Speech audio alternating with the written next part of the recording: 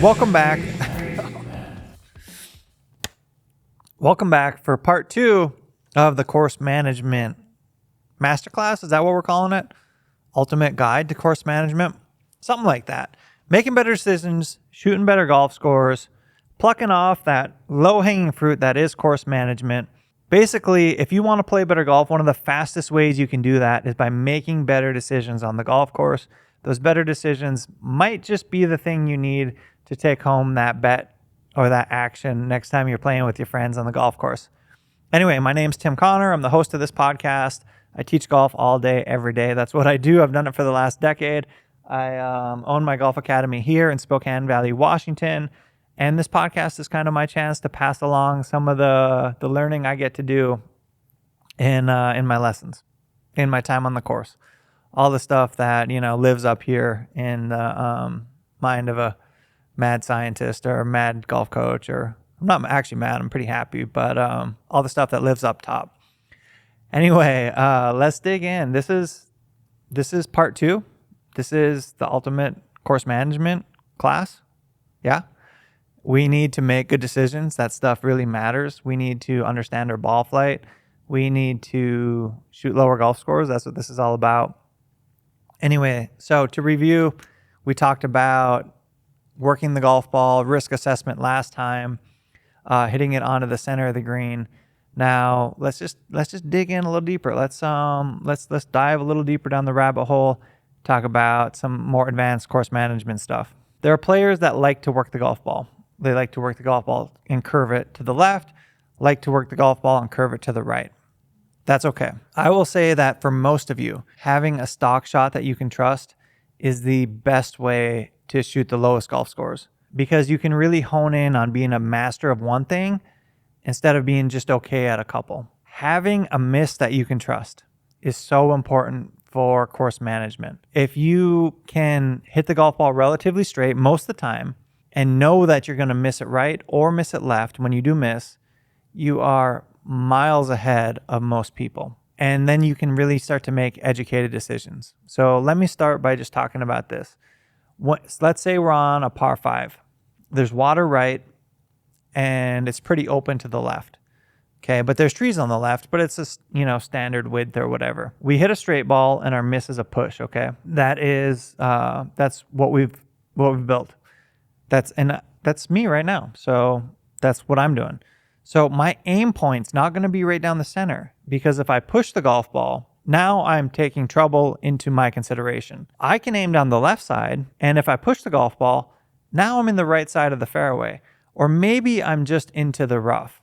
You get where I'm going with this? Now I'm still in play because I have a predictable miss. Now let's run that one other way.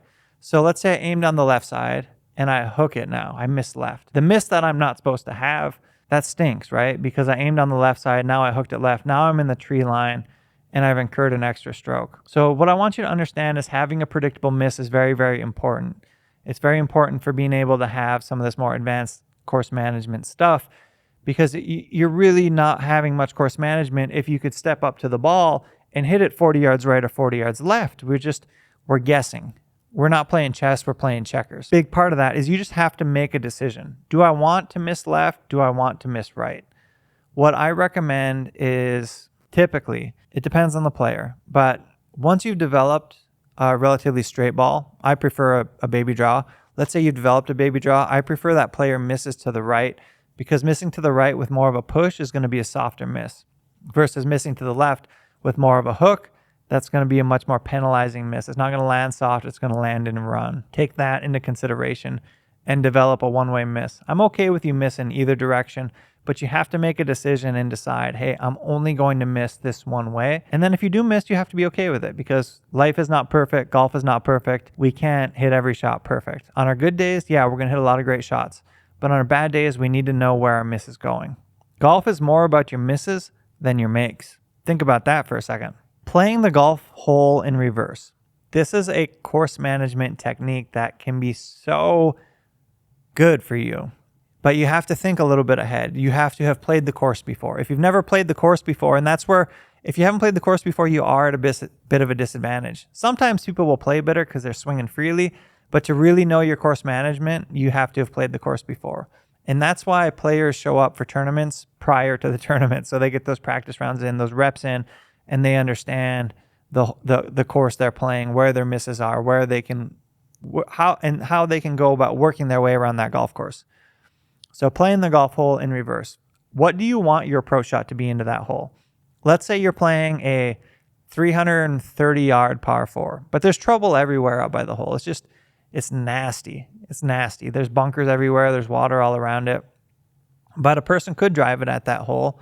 You just be assuming a lot of risk. And I likely wouldn't recommend that unless you were hitting it so good that day that you couldn't miss. And then you're like, hey, I'm going to send it because I'm hitting it good.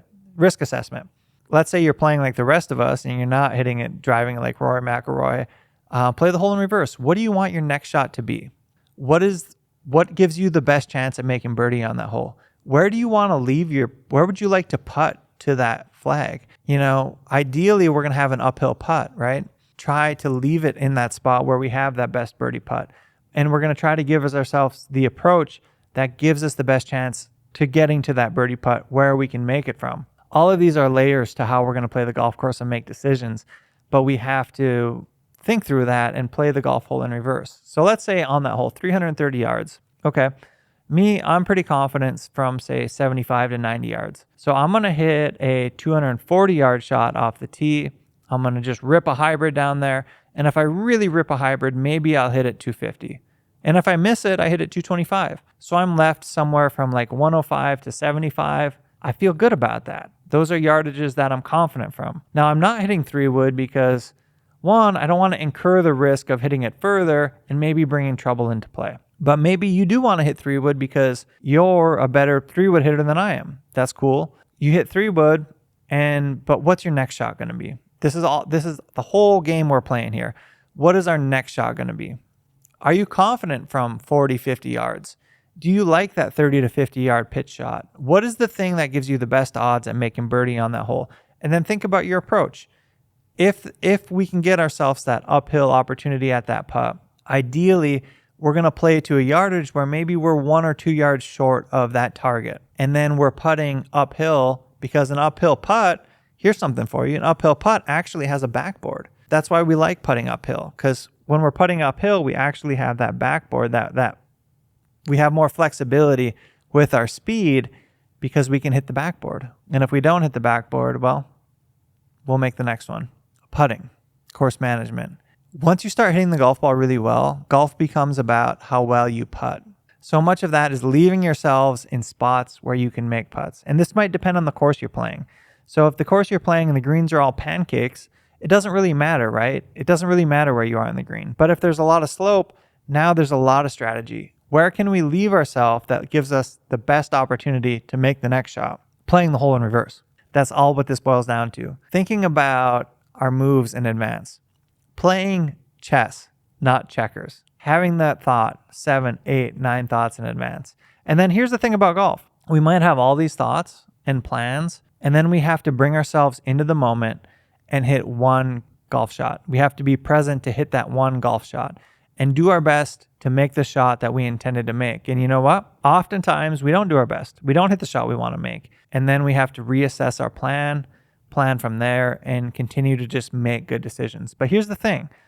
Good decisions compound on top of one another. Staying in control of your emotions and not letting them get the best of you will compound. If you lose it, if you lose your control, your decision making, often that's where you'll see blow-ups come from. High scores, multitudes of high scores. Players shoot 75 one day, then they shoot 90 the next. They lost it and they let one bad decision add up to a lot of bad decisions. That's where, and this could be a whole nother podcast, but we want to be in control of our emotions. We want to be making decisions based on, what gives us the best odds. While we're on the topic of course management, I think it would be unfair not to give some attention to the things that can influence your golf ball and what it does. Wind affects your golf ball a lot. Oftentimes, amateurs underestimate the wind. So when in doubt, overestimate what the wind's going to do. That means downwind or into the wind. So if you're hitting into a 10 mile an hour wind, let's say it's going to affect your shot 7 or 8 yards. When in doubt, add more to that. Try to hit it past the hole, okay? This is just general rules of thumb, but often amateurs will underestimate what the wind's going to do, all right? Humidity. Humidity affects your golf ball. Is the air thick? Okay, then the ball's not going to travel as far. Elevation. Elevation has a massive influence on your ball flight. The air is thinner at higher elevation, say 5,000, 6,000, 7,000 feet. If you play golf in Colorado or Utah, you know this. The ball goes further. Say at 5,000 feet, it's roughly 10% of distance. But it all depends on the day and how thick the air is. Getting an idea for these variables. That's where golf becomes so much fun as you continue to progress with the game, as you develop a ball flight that you can trust, shot that you can trust. Because if you know your 7-iron's going 150 and you can trust that, and then you show up in Colorado, it's carrying 170, it's not just, oh, I'm magically hitting it better that day. It's going 170 because of elevation. Or it's going 170 because of elevation plus humidity plus your downwind. All of these variables are things that I need you to consider when it comes time into making shot selection. And just remember that at the end of the day, overestimate the wind. Don't underestimate it. Course management is really, really important. Developing a ball flight that you can trust is really important. Having a one-way miss is really important. Playing the hole in reverse is a concept that will help you make better decisions over time. Let me know your questions. Let me know what I didn't talk about that you would like to know more about when it comes to course management. Course management is a big deal. I love these kind of podcasts that we can talk more about strategy, less about X's and O's. X's and O's are important. I just feel like these kind of things don't get talked about enough, and it can be very impactful if you can get your golf game, if you can use some of these principles to help you with your golf game. Anyway, let's close out this part of the course management series. Let me know what you'd like to know more about. I can always come back to it. Subscribe to the channel, leave it a review, share it with a friend. All that stuff helps more than you know. And I'll catch you back here, same time, same place, next week. He's crazy.